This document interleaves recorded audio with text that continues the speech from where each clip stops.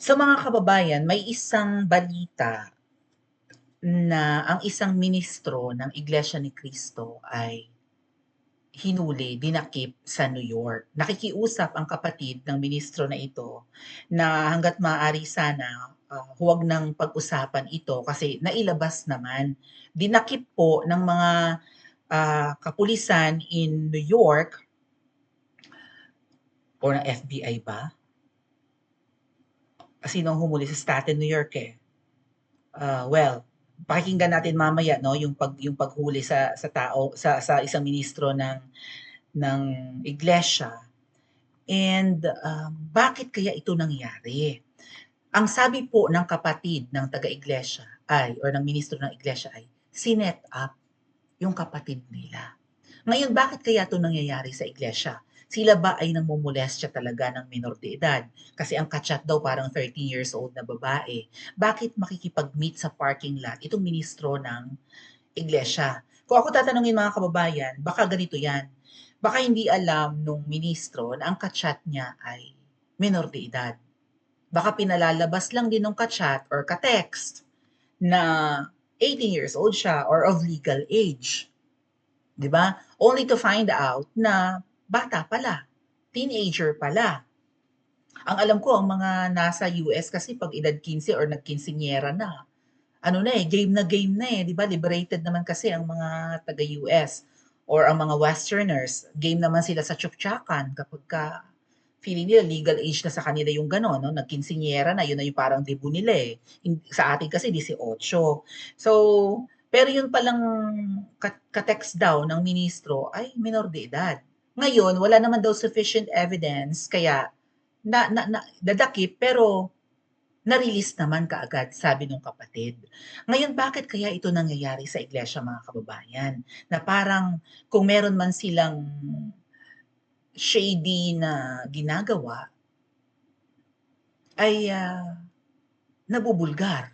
And I hope hindi naman talaga ito, 'di ba, gawain ng ministro. Sa tingin ko hindi gawain ng ministro na pumatol sa bagets. Pero parang sinasampulan. Bakit kaya? You have to remember na nung January, 2 million ang lumabas na miyembro ng Iglesia ni Cristo. Kumbaga, kung gustong mag-people power ng mga Pilipino, pag sinalihan ng Iglesia, tapos singiwi. Right? Kami nga naiilang piraso. Pagpalagay mo 10K lang kami, 10,000 lang kami na nag-EDSA. Sandamakmak na pulis ang pinadala mga kababayan kung naaalala nyo. May bumbero pa, may Bureau of Fire Protection, BFP, na pumunta sa amin at akma kaming bobombahin ng tubig. Nandun yung truck ng tubig.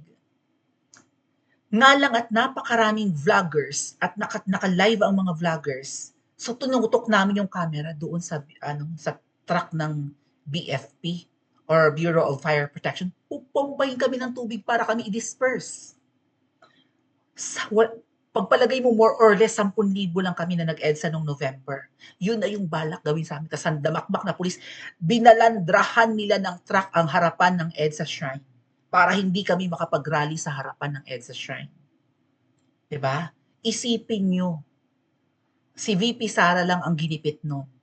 Eh ano nangyari kay Tatay Digong nitong nakaraang buwan, itong Marso? Kinidnap, dinala sa ICC. Nagrally ang iglesia sa Luneta, 2 milyon ang sumama. Isipin, para yun kay VP Sara, para lang huwag i-impeach. Nakinig baga ang lower house? Nakinig baga ang administrasyong ngiwi? Hindi. Natuloy ang impeachment.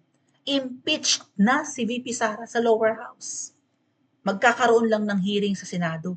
Kaya nga ang gustong mangyari ng lahat, magkaroon na agad ng hearing sa Senate, madaliin na ang pag-i-impeach kay VP Sara. Mukhang hindi magagawa kasi yung iba tumatakbo, right? Tumatakbo ngayon, re-electionists. Oh, ang gustong mangyari ni Ngiwi, yung 12 niyang senatorial balls ay manalo. Yung alkansya ng bagoong Pilipinas ba yan? Yung sina Pacquiao, sina Lito Lapid, sina Erwin Tulfo. Ang gusto ni Ngiwi, manalo ang lahat ng, kumbaga, 12-0 para siguradong impeached si VP Sara. pagpatak ng June. Kung magse-session ulit ang pagbalik ng session ng Senate. Hindi sila makapag-session ngayon kasi on recess sila at campaign period na malamang, no? Pero nililinis na, piniprepare na raw ang Senado, malay natin, no?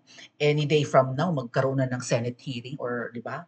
Impeachment hearing, impeachment trial for VP Sara. So kung ano't ano man, banta ang Iglesia ni Cristo. Kapag nagkaroon ng impeachment trial, baka bumaba ang Iglesia ni Cristo. Sila pa lang yan ha. Hindi pa kasali ang KOJC, hindi pa kasali ang Catholic, hindi pa kasali ang born-again Christians, hindi pa kasali ang mga Muslims. Sa laki ng numero, 2 milyon ang pumunta ng Luneta. Isipin niyo kung ang punta niyan, EDSA. Kasi Luneta hindi na sindak eh. Malaki ang Luneta, mahirap punuin. Despite that, napuno ng iglesia. Okay? Pakinggan niyo itong balita sa US. Itong nangyari doon sa kanilang ministro, isang minister nila. Okay? Look at me. My name is Pete from Protect Our Children. And you should have never ever been named protecting a 12-year-old girl. Okay? No, I'm not. Yeah, I'm not. Yes, you was, sir. You should have never been texting a 12-year-old girl, you piece of shit. Hey, Glenn, you have anything on you that I need to know about? Do you have anything on you that I need to know about right now? No.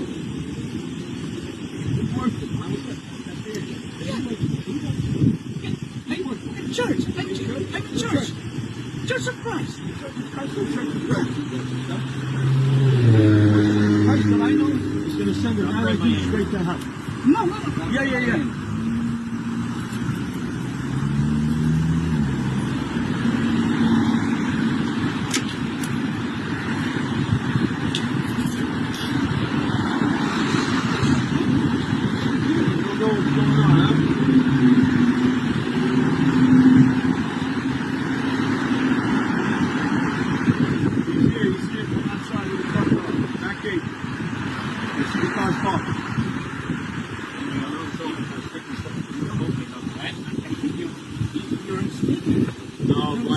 No, Glenn.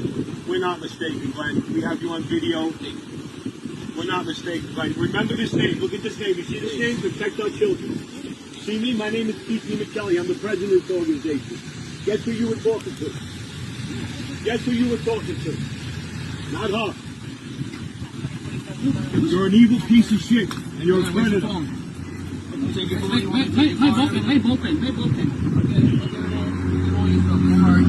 Where the trucks are parked on, look, across the...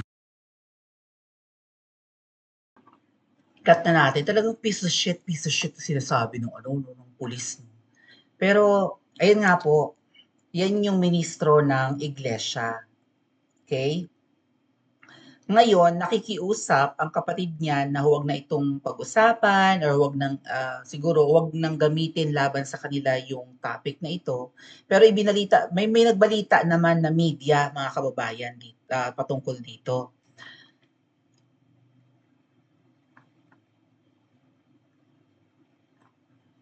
So basahin natin, Filipino-American Iglesia ni Cristo Minister Glennon Payabyab was arrested in Springville, Staten Island in New York on April 3rd but was released less than 24 hours later, raising fears within the community.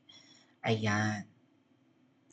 So, sabi nung kapatid po, walang sufficient evidence na ito ay balak makipagkita sa isang minor de edad doon sa parking lot and pinakawalan agad in less than 24 hours. So, alam niyo marami akong narinig mga kababayan na pwedeng magamit na issue against Iglesia ni Cristo. Shoutout po sa mga members ng Iglesia ni Cristo. Mamaya natin ipapakita sa inyo kung ano ang connection dito ni Mamsh.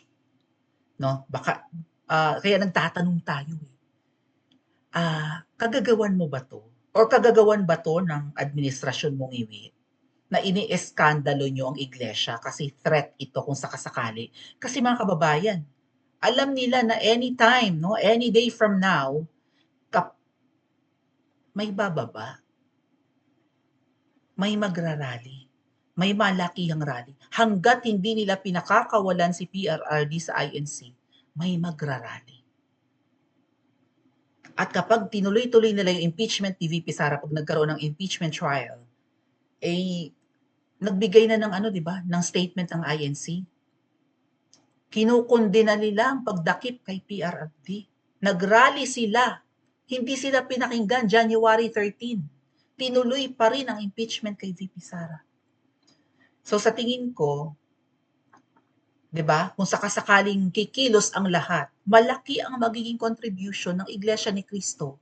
Kung bababa ang lahat, iba-ibang sektor, iba-ibang, 'di ba, relihiyon, iba't ibang grupo, 'di ba? Mga kababayan nating Muslim, mga kababaihan, mga DDS, born again Christians at kung sino-sino pang even Catholic siguro kahit na hindi naman talaga active ang Catholic sa partisipasyon sa mga rally, but of course marami sa ating mga Katoliko ang 'di ba, despite na hindi tayo united katulad ng KOJC at ng Iglesia, marami sa atin din ang maka-Duterte. Kahit na yung mga pari natin ay parang anti-Duterte. So siguro may mga narinig kasi ako mga kababayan na sana mali yung mga narinig ko. Parang may mga procurement ng firearms ang Iglesia. I hope mali yung chika na yun, no? Na sila ay may mga armas din or something. Right? So kung ano man, and even yung kaguluhan ng mga leaders ng Iglesia, baka magamit laban sa kanila. Baka ito ay sample sinasampulan. Subukan niyong mag-rally ulit ng malakihan. Kasi yung rally nilang malaki, despite na hindi pinadalhan ng sandamakmak na pulis, di ba? Nagpakita ng force ang Iglesia na ganun sila karami. And kapag hindi nila nagugustuhan ang hakbangin ng gobyerno, pwede silang bumaba ulit.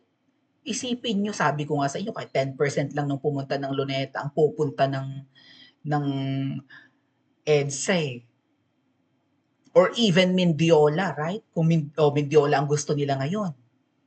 Kahit Mendiola, tapos lahat ng mga grupo, including Iglesia, die. Hindi ba magiging international news yan?